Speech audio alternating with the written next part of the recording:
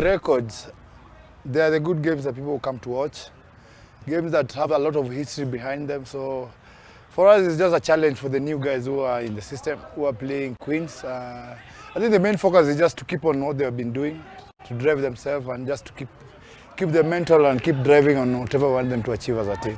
At least we were able to see what they are able to do on the best day. So we saw them play Cabras the other time. So it's a plus for us just to focus on the things that we can do better on ourselves and the other things that we can deny them from doing. So ours is just to focus on ourselves mostly and do the things that we need to do right and to focus on their strength and to try and deny them some of the things they were doing better over the weekend. Having won most of the games, the boys are psyched. Every challenge that comes to them is a new learning for them. I feel everybody's ready to take up Queens on the weekend, and it's a matter of just the day coming in and everybody pushing and giving the 100% and seeing the results. Darwin is back now. We expect him to make the squad over the weekend and to bring his experience and his A player and to be able to lead us to where we want to go. Definitely, beating Queens here will be a big boost for the boys.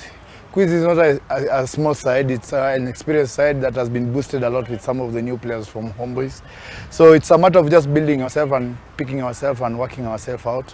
So it's something that we are very capable of doing, and we expect the boys to go all out and get a better experience from Queens. So we'll build from Queens, and then the other weekend we'll plan for play areas. We need to focus ourselves, get ready, be strong. Mentally, the biggest thing for us is just to build their mental capacity. If they are mentally strong, we'll be able to take anybody who comes our way.